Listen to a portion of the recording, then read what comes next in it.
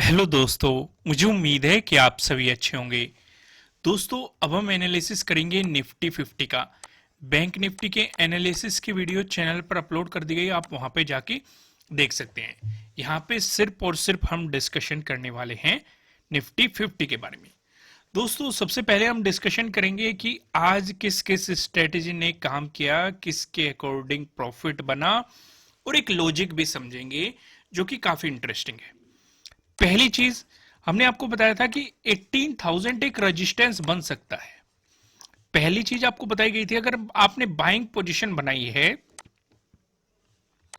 17 के day close से ऊपर, तो आपको इसी जोन में अपनी प्रॉफिट बुकिंग करनी है। फिर आपको यहां पे देखना है क्या प्राइस एक्शन बन रहा है। तो पहली एंट्री तो आपको यहां पे बन रही थी। दूसरी, जैसे यहां पे बियरिश कैंडल आपको दिखाई दी, यहां पे आपके लिए एक एंट्री क्रिएट हो रही थी, लेकिन स्कैल्पिंग एंट्री क्रिएट हो रही थी। बेहतर अपॉर्चुनिटी कहां पे बनी है? बेहतर अपॉर्चुनिटी आपके लिए बनी है एक तो यहां पे जब मार्केट डे क्लोज का ब्रेकडाउन देके, प्रीवियस डे क्लोज का यानी कि 17 डे क्लोज का ब्रेकडाउन देके नीचे चला था, तो आप जो ये ट्रेडिंग डे लो है, मैं प्रीवियस डे लो की बात नहीं कर रहा, एक ट्रेडिंग डे लो भी बन चुका है। यहां तक आप टारगेट लेके चल सकते थे। अब जो मैं लॉजिक आपको बताने वाला हूं उसे ध्यान से समझो। अब ये हमारे लिए एक ट्रेडिंग डे लो बन चुका है, और मैंने आपको कोर्स में बताया हुआ है जैसे ही ट्रेडिंग डे लो का आपको ब्रेकडाउन मिलता है तो आपकी स्ट्रेटजी एक्टिवेट हो जाती है। पर लेकिन क्या हमें यहां पे एंट्री लेनी थी? नहीं लेनी थी। हालांकि यहां पे आपका टारगेट अचीव हुआ है, नो डाउट। अगर किसी ने एंट्री ली होगी उसका प्रॉफिट जरूर बना होगा, लेकिन यहां पे हमें एंट्री को अवॉइड करना था। रीजन मैं आपको बताता हूं, लॉजिक मैं बताता हूं, सब समझिएगा। जिन्होंने कोर्स कर रखा है वो भी ध्यान दीजिएगा, जिन्होंने नहीं कर रखा है कोई बात नहीं, वो भी ध्यान दीजिएगा। अब यहां पे हमारे लिए एक एंट्री क्रिएट हो रही है जैसे इसका ब्रेकडाउन मिला, लेकिन हम क्या देख रहे हैं, नीचे एक सपोर्ट है, क्योंकि ये 17 का डे लो होगा और हमारे लिए प्रीवियस डे लो हो गया। यानी कि हम 20 को ट्रेडिंग कर रहे हैं, प्रीवियस डे लो हो गया 17 का।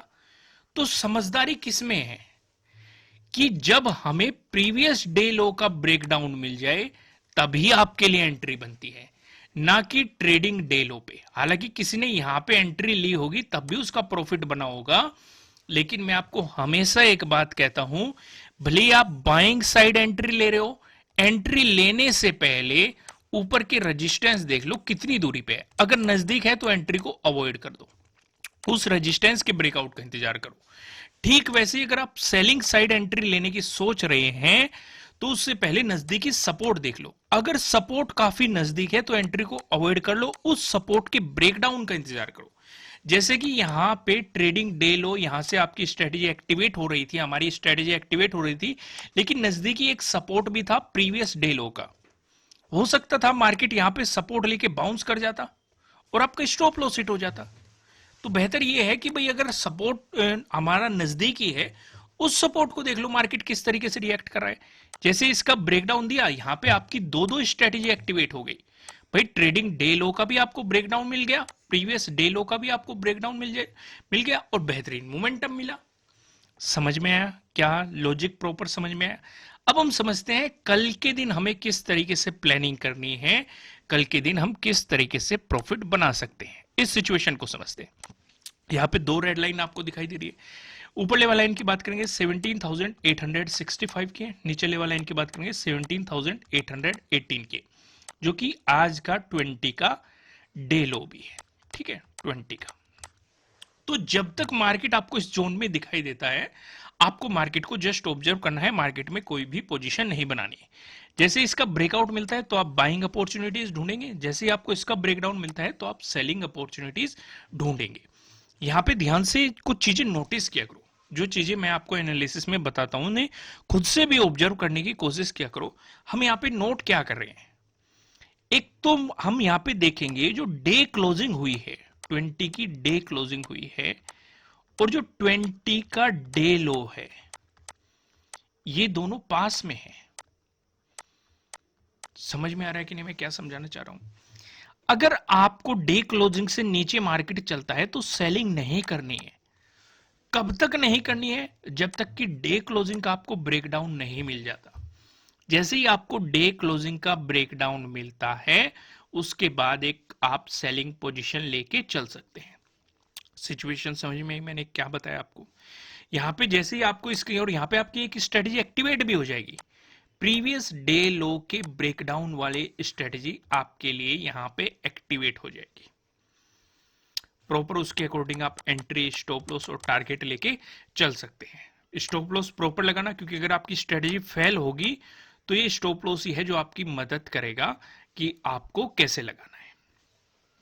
अब यहां पे एक सवाल और हम डिस्कस कर लेते हैं। स्टॉप लॉस लगाने में फिर से काफी लोगों के कमेंट आ रहे हैं।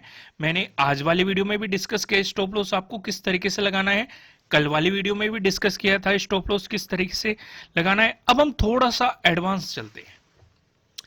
भाई कुछ लोगों को क्या समस्या हो रही है, मैंने आपको एक एग्जांपल लिया। मान लो हम एग्जांपल लेते हैं, मार्केट है यहां पे 17,880, ठीक है।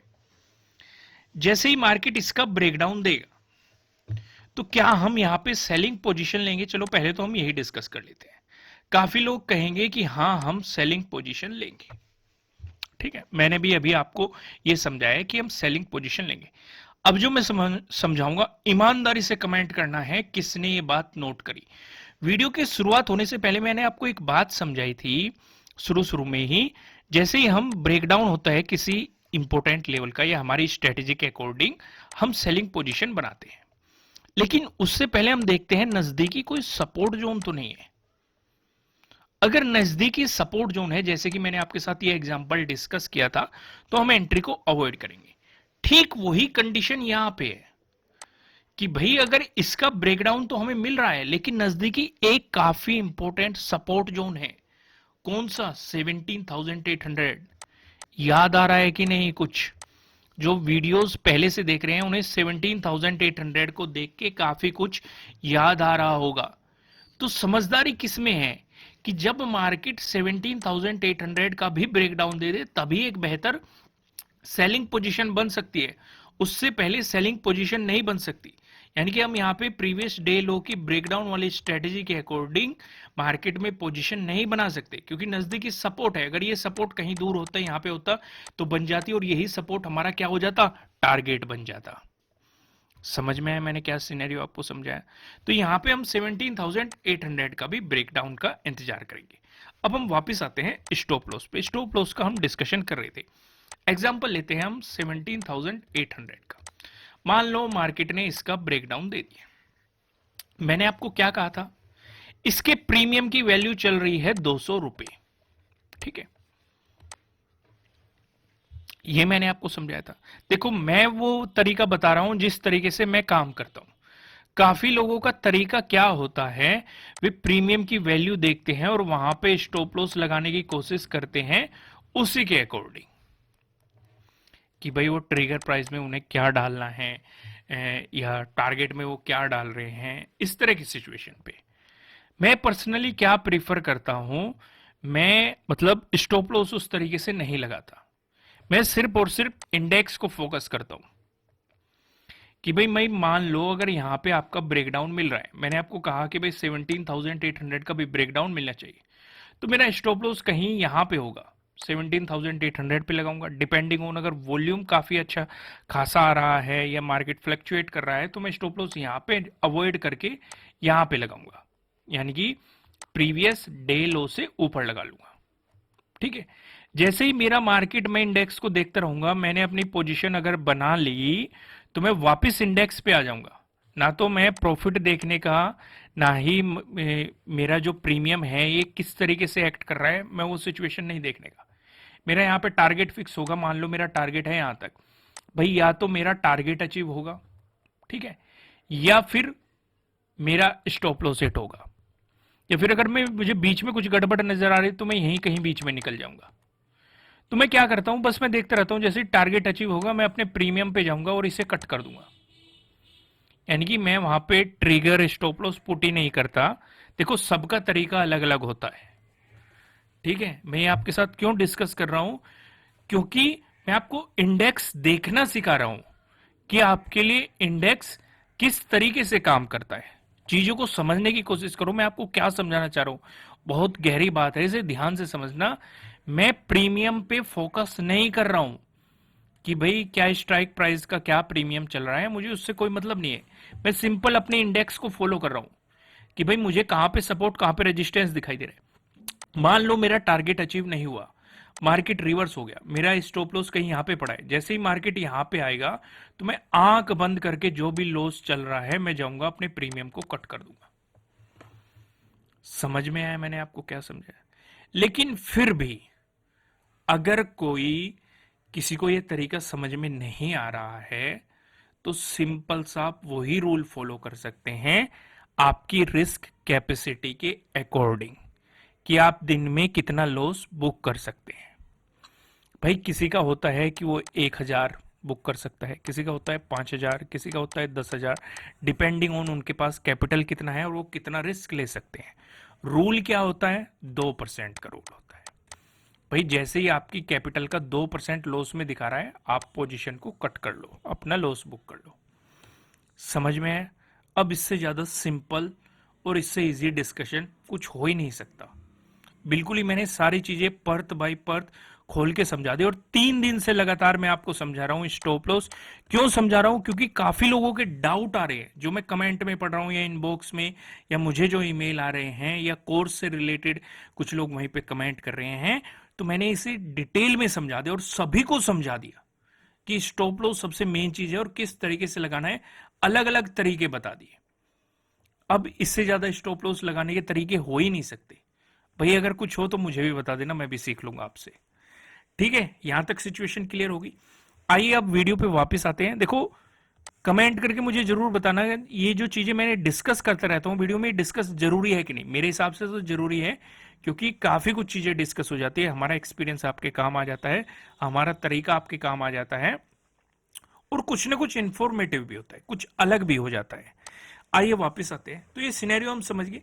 अगर फ्लैट ओपन होके पॉजिटिव मोमेंटम आया तो हम इसके ब्रेकआउट का इंतजार करेंगे और टारगेट हमारा क्या होगा? ये वाला स्विंग, जो है पहला स्विंग लगा हुआ है। अगर आपको इसका भी ब्रेकआउट मिलता है तो इस वाले जोन को आप टारगेट मान के चलेंगे, यानी कि 17,950। और अगर आपको इसका भी ब्रेकआउट मिलता है तो 18,000 तो हमारा इंपॉर्टेंट जोन है ही। सिचुएशन समझ में आई? वहीं पे अगर फ्लैट ओपन होके आया नेगेटिव मोमेंटम तो हम इंतजार क्या करेंगे? प्रीवियस डे लो के ब्रेकडाउन का। वेट ए मिनट, क्या हम इसके बाद एंट्री बना लेंगे? नहीं, क्योंकि हमें पता है नजदीकी एक सपोर्ट लेवल भी है 17,800। हमने डिटेल में भर भर के डिस्कशन किया इसका, अगर आप प्रीवियस वीडियो देखेंगे। लेकिन मैं आपको एक हल्की सी झलक दिखा देता हूं। 17,800 पे फोकस करना, ये लाइन है, ये देखो 14 का डे लो इसी जोन में पड़ा है।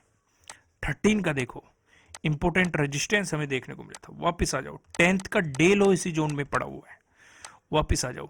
9th को भी मार्केट ने इसका ब्रेकडाउन देने की कोशिश की थी, फेक ब्रेकडाउन दिया था मार्केट ने, लेकिन बाउंस करके वापस चला गया था, वापस आ जाओ। 8th को देखोगे आप, 8th को भी मार्केट ने एक इंपॉर्टेंट सपोर्ट जोन इसमें दिखाया है। क्लोजिंग भी अगर आप देखेंगे इसी जोन के आसपास आपको यहाँ पे, हालांकि क्लोजिंग ऊपर देखने को मिली है। 9th को मार्केट ने यहाँ पे मोमेंटम दिखाया, पीछे में जाता नहीं, आपने प्रीवियस वीडियो देखी होगी, यहीं पे मैंने आपको इतनी चीजें दिखा दी। तो इसलिए अगर इंपॉर्टेंट लेवल हो जाता है तो इसका ब्रेकडाउन होना थोड़ा सा कंपलसरी हो जाता है, मतलब हमारी ट्रेड और ज्यादा बेहतर हो जाएगी।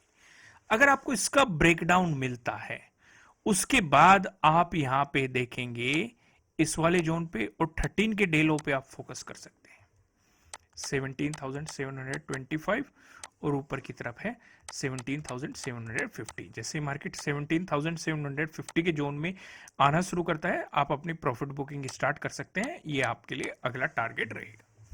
सिचुएशन समझ में आ गई? दो सिनेरियो क्लियर हो गई। अगर फ्लैट ओपन होकर पॉजिटिव मोमेंटम आया तब हमें क्या करना है, फ्लैट ओपन होकर नेगेटिव मोमेंटम आया तब हमें क्या करना है, पूरी पिक्चर हमारे सामने क्लियर हो गई।